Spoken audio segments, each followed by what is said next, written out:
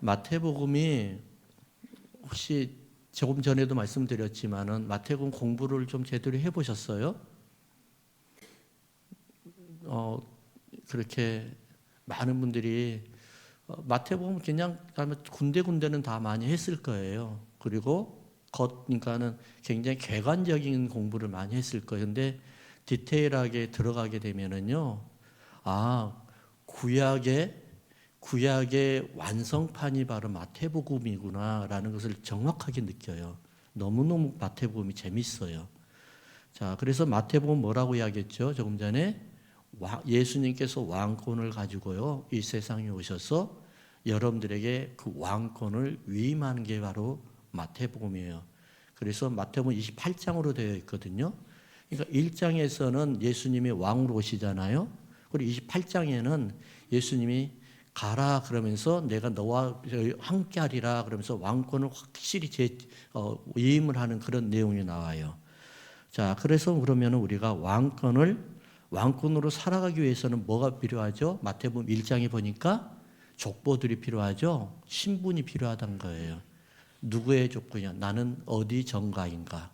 여러분들은 어디 정씨인가? 아니 어디 김씨인가? 이 족보가 필요하다는 거예요. 왜냐하면은 왕이니까요. 왕은 족보가 참 중요해요. 그래서 왕의 족보가 필요하고 객관적인 신분 검증이 필요해요. 그래서 마태복음은 족보로 시작을 해가지고요. 마지막에는 예수님이 새 하늘로 올라가시면서 여러분들에게 왕권을 하늘에서 가지고 오신 왕권을 위임하면서 끝나버려요. 그게 마태복음이에요. 자, 그러면은 이게 중요하죠? 나는 누구의 족보이지? 나는 어떻게 해서 다시 태어난 사람이지? 나는 누구의 피로 살아가고 있지? 누구의 생명으로 살아가고 있지? 그래서 우리가 본 어게인이라고 그러잖아요.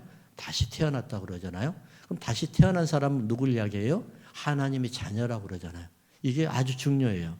그래서 우리가 예수님을 믿는다는 의미가 뭐냐면은 새로운 족보의 출발을 말하는 거예요. 그리스도로부터 시작된 새로운 족보.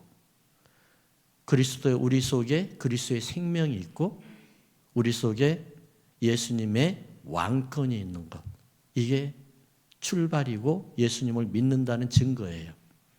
따라서 우리에게 새로운 목표가 생겼어요. 그러면은 뭐죠? 우리 안에 예수님. 그분이 나를 통해서 나와야 돼요. 예수님이 왕이시잖아요? 그럼 내가 기도하고 내가 하는 모든 것에 예수님의 왕권이 실질로 나와야 돼요. 그리고 우리의 삶을 통해서 그리스도가 나와야 되듯이 예수님의 생명의 족보가 나와야 돼요. 생명이 나와야 돼요. 우리를 통하여 예수님의 충만이 나와야 돼요.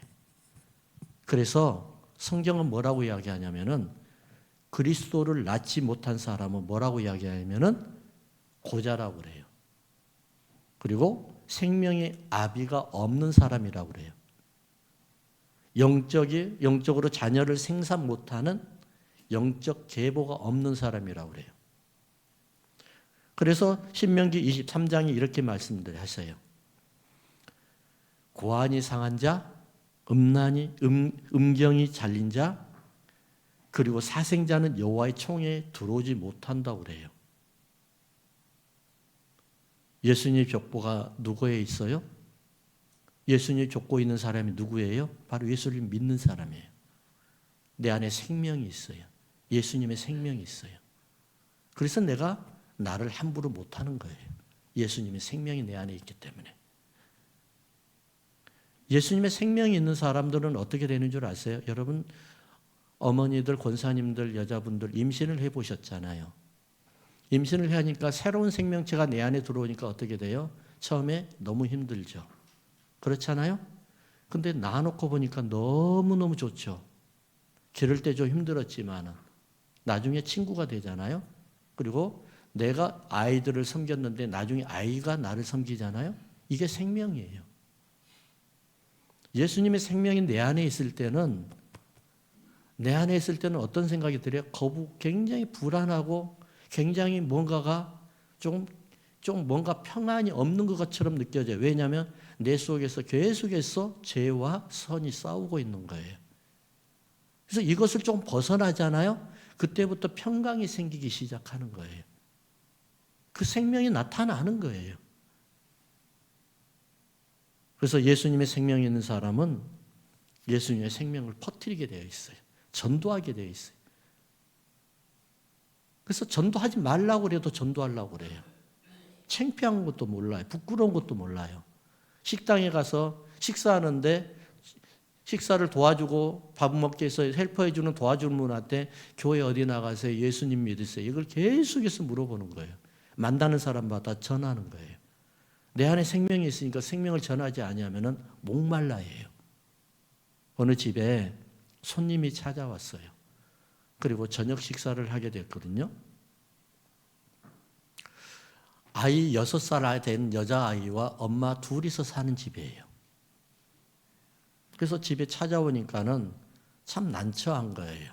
엄마가 집에 아이하고 간단하게 밥 먹으려고 찾아왔는데 손님이 찾아오니까 이제 이것저것 해야 되고 얼마나 힘들겠어요.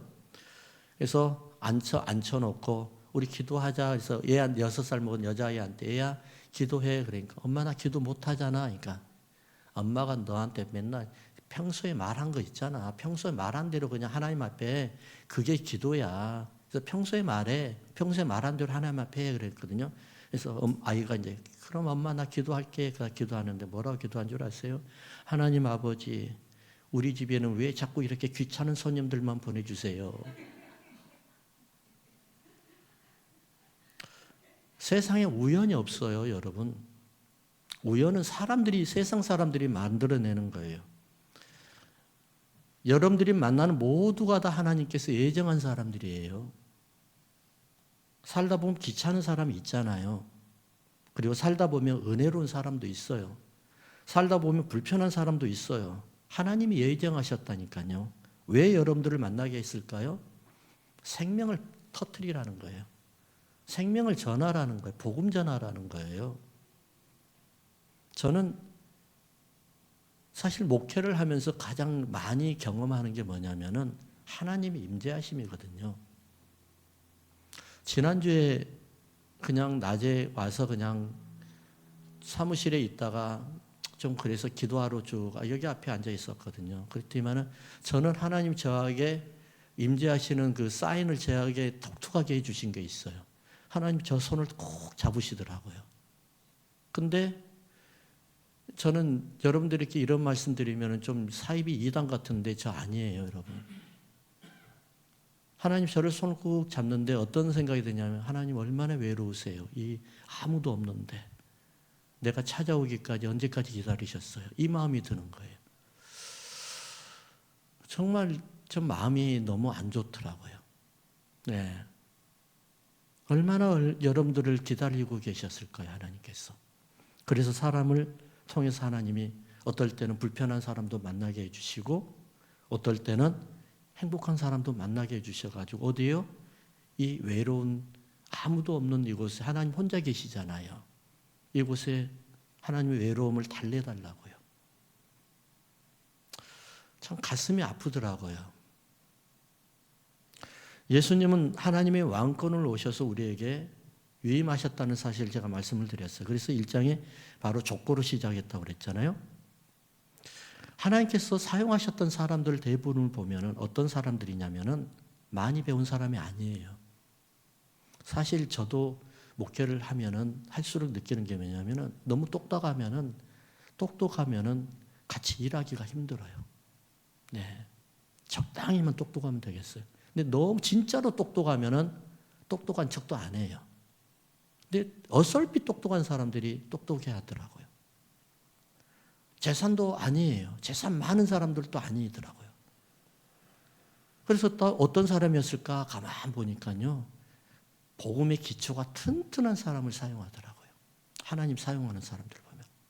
믿음으로 어렸을 때부터 튼튼하게 기초가 튼튼하게 닦여 있는 사람, 이런 사람들을 사용하더라고요. 예수님이 오실 수 있도록 기도로 준비하는 사람들. 메시아의 생명이 온 땅으로 유통할 수 있도록 헌신해 주는 사람들. 교회와 성도를 사랑하고 끊임없이 기도해 주는 사람들. 이것이 바로 뭐냐면은 믿음의 기초가 잘 돼 있는 사람들이에요. 똑같은 걸 봐도 불평하는 사람들, 똑같은 걸 봐도 기도해 주는 사람들 달라요. 우리 교회가 지향하는 방향이 바로 이것이에요. 세속적인 게 아니에요. 화려한 교회도 아니에요. 저는 우리 교회가 화려하게 된 걸 아주 싫어합니다. 염세부추에 빠지고 세속적에 빠지고 물질주의에 빠지는 걸 아주 싫어합니다. 아주 초라해 보여도, 그리고 유명하지 않아도 좋아요. 그저 사람 눈에는 보이지 않아도 예수님의 생명이 태어난 교회였으면 좋겠어요. 끊임없이 세례주고 끊임없이 예수 믿는 사람들이 생명이 여기서 탄생되었으면 좋겠어요. 그리고 이곳에서 우리 남가지 믿음의 교회에서 예수님의 통치가 살아나야 되고요. 하나님 일하신 것을 직접 경험하고 하나님을, 예수님을 인격적으로 만나는 사람들이 끊임없이 나타나는 교회, 이런 교회면 저는 만족할 것 같아요. 그래서 우리가 준비해야 돼요. 어떻게 준비해야 돼요? 기초를 다시 세워야 돼요. 사실 제가 작년에 한 1년 내내 기도한 것이 있었어요. 저는 팬데믹 때에도 계속 기도했던 게 뭐냐면, 하나님 왜 팬데믹을 주셨어요? 라고 그렇게 여쭤보고 했거든요. 저 여러분들에게 말씀드렸잖아요. 근데 작년 내내 제가 기도했던 내용이 뭐냐면, 하나님 우리 교회 비전이 어떻게 해야 될까요? 우리 교회가 어떤 방향으로 가야 될까요? 근데 제게 하나님이 주시는 그 비전이 저에게 있었어요. 뭐냐면은 기초를 다시 시작하라는 거예요. 기초부터. 너무 기초가 없다는 거예요. 저부터 시작해서. 성령께서 저희 교회를 사용하실 수 있도록 기초를 다시 세워야 되고요. 그리고 기도해야 되고요. 예수님의 생명이 날마다 태어나고 나타나게끔 기도해야 되고요. 전도해야 되고요. 선교해야 되고요. 성도들이 온 마음과 마음을 다해서 교회를 사랑하고 교회를 위해서 기도하는 그런 교회가 돼야 된다는 거예요. 손흥민 축구선수 모르는 사람 없죠? 유엔 사무총장 이름 아세요? 손흥민 이름 모르는 사람 있나요? 유엔 사무총장보다 더 유명한 사람이에요. 손흥민의 아버지가 손흥민 때문에 떴어요. 손웅정 씨예요. 예수 잘 믿어요. 너무 예수님을 잘 믿어요. 그분이 책을 냈어요. 모든 것은 기본에서부터 시작합니다. 라예요. 아마 여러분들에게 이제 아마 책을 이달에 도서 해가지고 제가 아마 저기다가 진열을 해줄 거예요. 그러면 한번 읽어보시면 돼요. 손흥민 아버지가 이렇게 말을 해요. 자기 자신을 가리켜서 뭐라고 하냐면은, 나의 축구의 역사는 참 부끄러운 역사입니다. 라고 이야기해요. 저 말을 한 것 같아요. 나의 목회는 참 부끄러운 목회의 역사입니다. 내가 그 말 듣고 굉장히 찔렸어요. 난 다 준비된 것 같았는데 되돌아보니까 하나도 준비가 안 돼 있었어요. 처음부터 다시 시작해야 되겠다는 생각을 했어요. 목회를요. 그러면서 그 아버지가 뭐라고 그러냐면은 축구를 모르면서 축구를 했대요. 나는 삼류 선수였습니다. 공도 다룰 줄 모르면서도 공을 찼습니다. 왜냐하면은 손흥민 아버지가 발이 빨랐나 봐요. 손흥민이가 빠르잖아요. 빠른 발 덕분에 축구 선수로 그냥 겨우겨우 버티기는 했지만 기본기와 기술이 너무너무 부족했기 때문에 도끼를 품고 축구를 할 수밖에 없었습니다. 그래서 축구가 무엇인지도 몰랐대요. 축구 선수를 하면서 프로까지 뛰었거든요, 이분이. 프로 선수가 축구를 모르고 축구했다는 게 말이 되나요? 딱 내 말이더라고요. 목회자가 목회를 모르면서 목회를 해요? 이게 말이 돼요? 저는 여러분들한테 진짜 고백을 해요. 모르겠어요. 몰랐었어요. 근데 이제 조금 나이가 들고 경륜이 좀 쌓이다 보니까 좀 알 것 같아. 이제 보이기 시작해요. 여러분 성도들 신앙생활이 뭔지 알고 가세요? 기초가 없으면 몰라요. 기초가 안 돼 있으면. 그래서 어느 날 손흥민이 아버지한테 초등학교 3학년인데 아빠 나 축구 할래요. 축구 선수 되려고 그러더래요. 그러니까 아버지가 손흥민을 앉혀놓고 그랬대요. 축구가 얼마나 힘든 일인지 아니? 너무 힘든 운동이야. 네가 가려고 하는 길은 아무나 할 수 없는 이야기야. 그렇게 힘든 그 운동인데 아빠가 그렇게 힘든 걸 보고서도 네가 축구 선수 하고 싶어? 그러니까 하겠대. 그래도 다짐을 했대요. 그래서 그러면은 아빠하고 약속을 하자. 절대로 기본만 훈련을 한다. 그래서 진짜로 초등학교 때요. 축구 선수로 그냥 뛰지도 않고 기본 운동 아버지하고 기본 운동만 한 거예요. 기본기 운동만. 축구장이 우리 운동장 있잖아요. 학교 가면은 운동장을 양발로 공을 뻥뻥 올려가지고요. 하루 왼종일 돈답니다. 하루 왼종일. 근데 공이 뚝 떨어지잖아요. 바닥에 떨어지잖아요. 돌다가 그럼 처음부터 다시 한답니다. 이거를 수년 동안 했답니다. 수년 동안. 이게 말이 돼요? 손흥민 아버지가 하는 말이에요. 참 훌륭하신 분 같아요.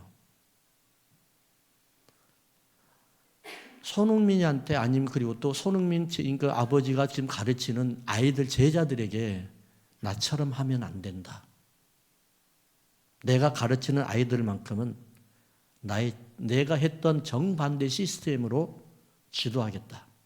어떻게 해요? 기초를 튼튼히 세우겠다. 기초를. 지금은 대스타가 된 손흥민이 하는 말이 뭐인 줄 아세요? 아니 어떻게 이렇게 축구를 잘합니까? 그러니까 뭐라고 그러냐면 나의 축구는 내 아버지의 작품입니다. 라고 하더래요. 저는 여러분들 신앙생활 하다가 주님 앞에 가가지고 나의 신앙생활의 작품은 정중한 목사였습니다. 그 한마디만 들으면 소원이 없을 것 같아요. 아멘 안 한 거 보니까는 안 할 것 같아요. 예, 예. 저는 이 한마디면 모든 게 인생 평생을 들여서 목회했던 그게 다 사라질 것 같아. 억울한 것도 사라지고 힘든 것도 사라지고 기쁨이 넘칠 것 같아요.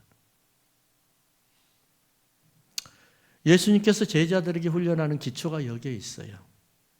배운 대로 가르치라는 거예요. 저는 우리 태희가 집사님이 계시는데 어렸을 때부터 제가 봐왔잖아요. 나 이렇게 잘 자랄 줄 나 꿈에도 몰랐어요. 정말로요. 같이 이야기를 해보면은 얘가 목회자인지 내가 성도인지 제가 분별을 안 될 정도로 말을 해요. 너무너무 정말. 그래서 너무 보람이 있었어요. 그리고 오면은 항상 꼭 껴안아줘요. 아빠 껴안은 것 같이. 저는 너무 좋아요. 진짜는 너무 그 위로를 받아요. 기본이 이거 아니겠어요, 여러분? 믿음은 뭐냐면은 배운 대로 가르치는 거예요. 여러분들 신앙생활 할 때 뭘 배우셨어요? 어떤 거 배우셨어요? 믿는 만큼 선포하는 거예요. 예수님의 방법입니다. 지금 제가 말씀드린 거. 배운 만치 가르치고요. 그러니까 아는 만치 가르친다는 거예요. 그리고 믿는 만치 선포하는 거예요. 그리고 하나님을 신뢰할 만큼 치유하는 겁니다. 치유. 이것이 바로 신앙생활의 기본이에요. 예수님의 방법이었어요. 이 세상에 오셔서 예수님이 하셨던 모든 일이 있는데 다 이 세 가지예요. 가르치고 선포하고 치유하는 것. 이 세 가지밖에 없었어요. 12제자, 70인 제자, 그 수많은 제자들에게 했던 단 세 가지밖에 없어요. 가르치게 하고 선포하게 하고 치유하게 하고.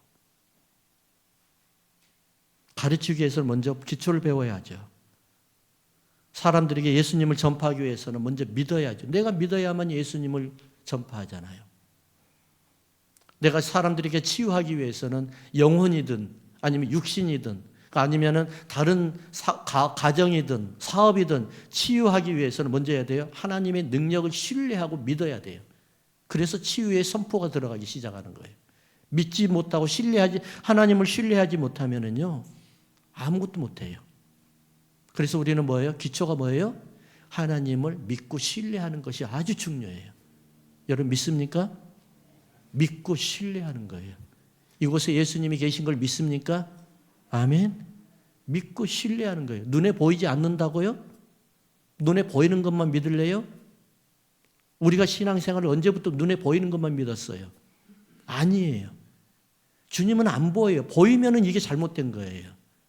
안 보이는 게 정상인 거예요. 그래서 우리는 보이지는 않지만 이곳에 임재하시고, 보이지는 않지만 여러분들과 함께 하시고, 보이지는 않지만 여러분들을 도우셔서 여러분들을 치유하시고 이런 것을 믿으셔야 됩니다. 할렐루야. 그래서 이렇게 하기 위해서 우리가 해야 될 일들이 있어요. 두 가지가 있는데, 첫 번째, 한번 따라 합시다. 복음 전파의 대상자는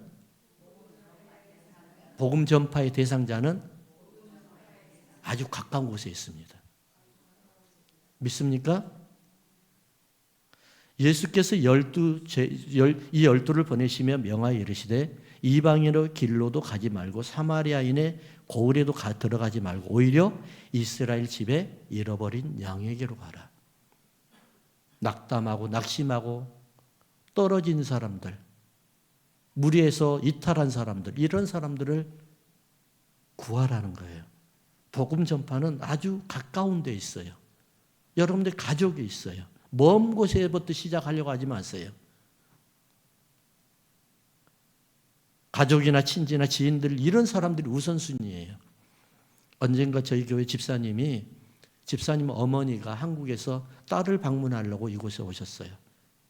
예수님을 평생 안 믿은 분이에요. 다운에서 사신 분인데 그 집사님이 저에게 그러더라고요. 목사님, 우리 어머니한테 예수님 좀 전해주세요. 딸의 말을 안 듣는데 처음 본 목사의 말을 어떻게 듣겠어요? 그렇지 않아요? 근데 그냥 믿고 그냥 그래요. 그래서 기도하고 갔어요. 그래서 뭐라고 했냐면 딱 한마디 했어요. 근데 그분이 영접을 했어요. 어머니, 딸이 잘 되려고 하면 딸이 믿는 예수님을 믿어야 돼요. 그래야만이 딸이 잘 돼요. 그러니까 당장 믿어버리더라고요. 그리고 영접했어요.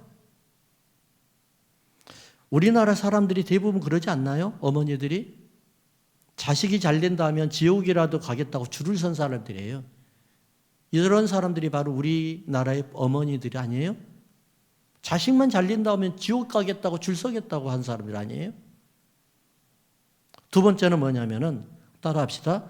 복음과 믿음은 함께하는 것이다. 믿음이 있어야 복음이 있고요. 복음이 있어야 믿음이 나오는 거예요.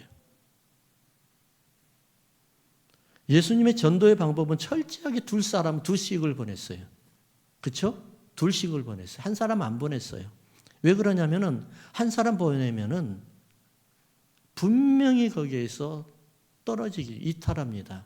실망하고 주저앉아 버립니다. 교회 일도 마찬가지예요. 절대 혼자 하지 마요. 같이 해야 돼요. 왜 이렇게 예수님이 둘씩을 보내셨을까 하고 생각을 아무리 해봐도 모르겠더라고요. 근데 기도하다가 번뜩 이 말씀이 생각났어요. 아담을 돕는 배필이 없으므로 하와를 주셨다는 말씀. 아와를 뭐하는 배필이 없다고요? 돕는 배필이에요, 여러분. 원망하고 따지는 배필이 아니에요. 돕는 배필이에요. 하나님이 아담을 도와주는 배필이 없대요. 그래서 하와를 아담에게 붙여줬대요. 그럼 아담은 도움만 받아야 돼요? 아니요. 아담도 하와를 도와야 되는 거예요. 서로 도와야 되는 거예요. 예수님께서도요, 12제자를 보낼 때 이런 의미로 보냈을 거예요. 서로 도와달라는 거예요. 너가 부족한 것을 채워달라는 거예요. 저 사람이 부족한 것을 말하지 말고, 탈하지도 말고, 채워주고, 네가 대신하면 되잖니? 이렇게 하라는 거예요. 어떤 사람은 말을 잘해. 근데 어떤 사람은 말을 못해. 그럼 말 잘한 사람한테 전도하게 하고 말 못한 사람 어떻게 해야 돼? 같이 가서 기도해 주는 거예요. 짝이 딱 맞잖아요. 여러분 남편과 저기 부인이 성격이 똑같으면은요 못 살아. 힘들어요. 좋을 때만 같이 살지. 나쁜 것까지도 다 똑같거든요. 그러면 이제 그때는 불튀기는 거예요. 그래서 성경에는 이런 말씀이 있어요. 짐승들이 노아 방주에 들어갈 때도 둘씩 짝지어가 들어갔어요. 짐승들이 싸웠으면 어떻게 됐겠어요? 못 들어갔죠. 도와주니까 들어가는 거예요. 짐승들 비디오 보면 많이 보이죠? 얼마나 짐승들이 짐승을 서로를 도와줍니까? 에스겔 환상에 천사들이 나타났어요. 둘씩 연합이 돼서 하나가 되어가지고 오르락 내리락 해요. 예수님께서 70인 제자들을 보내실 때도 전도하러 보낼 때도 둘씩만 보냈어요. 70인이잖아요. 12명 중에서 2명씩 보내는 거 이해하지만 70인인데 2명씩을 보내요? 한 10명 그렇게 보내야지? 아니요. 그래도 2명씩 보냈어요. 우리 교회가 지금 중보기도팀 3분밖에 없죠? 네. 저희 신청을 받았어요. 중보기도팀 많을수록 좋아요. 근데 하시겠다고 아니면 또 어떤 권면을 해가지고 이렇게 하기는 했는데 중요한 거는 기도가 필요한 거예요. 금문교를 만들었던 사람 이름 아세요 혹시? 레드우드입니다. 네. 금문교를 만들었던 사람이 어떻게 하면 이 금문교를 가보시면 알 거예요. 샌프란시스코 거기에 바람이 장난 아니잖아요. 바람이. 근데 그 금문교를 어떻게 쓰러지지 않고 오래 버틸 수 있게끔 할까? 태풍이 와도 버티게 할 수 있을까? 그런데 가만히 연구하다가 뭘 봤냐면은 오래된 미국에 가면은 오래된 나무가 있잖아. 2000년 된 나무가 있잖아요. 거기가 거기가 어디죠? 그 캐년? 예? 킹스 캐년. 예. 예. 그 큰 막 사람이 막 그냥 이게 몇 사람을 해도 못 하잖아요. 그 정도로 큰 나무를 보니까 수천 년을 봤는데 그 과거로 2000년 된 버틴 나무만 연구를 했대요. 연구를 했다면은 첫 번째 나무 뿌리가 깊이 뻗어 있더래요. 아무리 센 바람이 와도 안 넘어가더래요. 두 번째 뿌리만 깊은 게 아니라 다른 나무들보다 잔뿌리가 굉장히 많더래요. 그러면서 그 잔뿌리가 습기 있는 쪽으로 계속해서 찾아가고 있더래요. 물을 찾아서. 계속해서 그러니까 나무가 건강하게 해준 거예요. 세 번째, 이게 중요한데 그 나무 뿌리가 흙만 붙들고 있는 게 아니라 큰 바위를 칭칭 감고 있더래요. 교회를 칭칭 감지 아니하면 여러분 넘어집니다. 교회는 건물이라고만 이야기하잖아요. 무슨 말씀 그렇게 하세요? 전혀 그렇지 않아요. 교회는 예수 믿는 사람들이 공동체 집합체예요. 그분들이 교회를 칭칭 감지 아니하면 성도들을 칭칭 감지 아니하면은 혼자 하려고 하면 넘어지게 되어 있어요. 사랑하는 성도 여러분, 올해는 우리가 기초에 더 열심을 냅시다. 그리고 신앙생활을 하나님께서 나를 꼭 써줄 수 있도록 우리가 한번 기초를 처음부터 다져봅시다. 이 나이에 하나님 쓰면 뭐 하겠냐고 무슨 말씀하세요? 하나님이 쓰시겠다는 것은 미래가 보장이 된 거예요. 그래서 여러분들은 올해 땡 잡았어요. 왜냐하면 기초를 튼튼히 세워야만이 하나님이 사용하거든요. 그래서 여러분들 가정도 사업도 마찬가지예요. 어디든지 자녀들도 그래요. 기초가 튼튼히 있으면 하나님이 사용하십니다.